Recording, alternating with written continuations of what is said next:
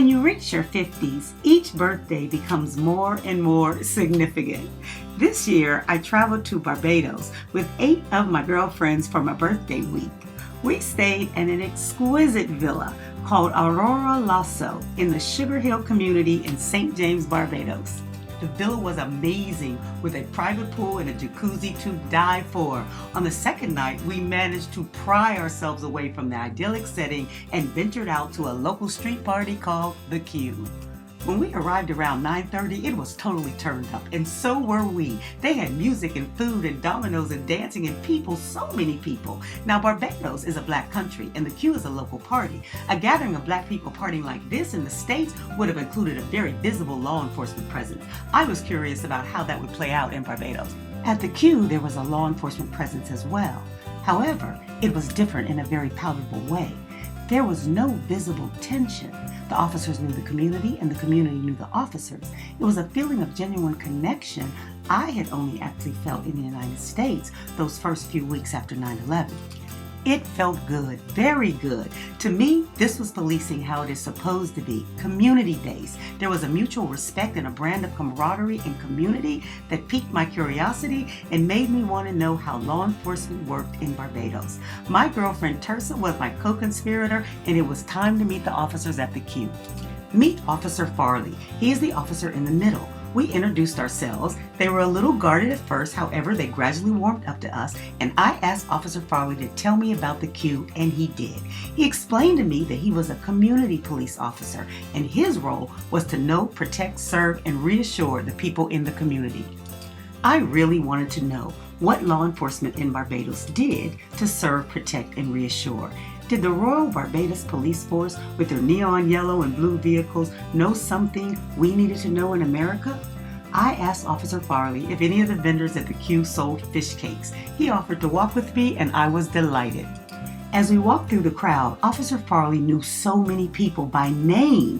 He said this was his beat and the Q moved around. However, the community police in the location worked that Q. He said he had known many of these people since they were in school. As a new recruit, he was assigned to a neighborhood where he knew no one.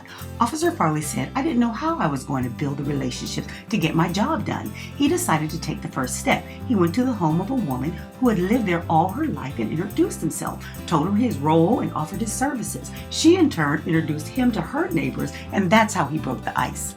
Many communities have satellite police stations. This is the back of the main branch in Bridgetown. Officer Farley works at a satellite police station. He went on to tell me about the relationship the community police have with the schools. Law enforcement are not in the schools in Barbados to arrest the kids. They're there to build relationships. In Barbados, they start young. Many of the adults Officer Farley was talking to at the Q, he said he knew when they were in primary school. The community police know the principals, the teachers, the kids. If there's a dispute, they almost act as mediators. Note to American law enforcement, start young, be a positive presence. This is the summer camp initiative. The kids came to the police station on a field trip, and the motorcycle police facilitated a fun day, letting the kids mount their bikes during another ongoing community engagement initiative. No wonder they have this relationship. The kids are waiting patiently to sit high upon the Zoom machines. Here in America, recruitment for the police force is challenging. I mean, really, you have to be a special breed to sign up in the first place.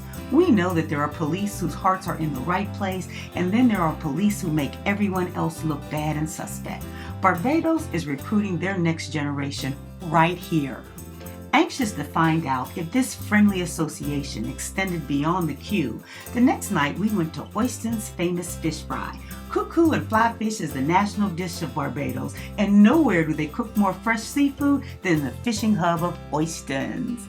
Meet Rennie. He is a vendor at Oyston's, and he explained to me there are different kinds of police in Barbados. The community police like Officer Farley, the detectives who investigate, and the task force that sound like they're similar to our SWAT. Rennie said task force comes to do.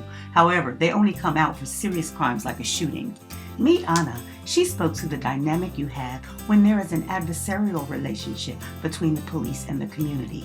A proponent of community policing, she said here at Oyston's, you will only see community police, and the relationship was a good one. She told me to talk to Sergeant Bourne. So we went into the crowd of partygoers to find Sergeant Bourne. Once again, the strong ties with community were evident. It took me a minute to talk to Sergeant Bourne because her and another officer were dealing with a situation in the parking lot. Then the guy in the striped shirt comes up to introduce her to his fiancée. I did get a few minutes, and to my surprise, Sergeant Bourne said to me, "Oh, you must be the girl doing the story about community policing." And oh yeah, Sergeant Bourne recruited the man in the striped shirt. He was a community police as well and had been on the force 5 years. Can you say succession planning? They are pretty much doing the same kinds of things in the Oistins area, and it's working.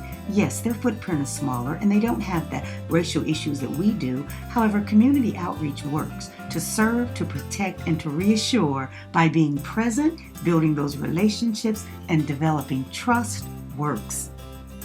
Seeing how it can be between law enforcement and the community brings me to you. What will happen to us as a society if we don't address the adversarial relationships that exist? I am connected to you and you are connected to me.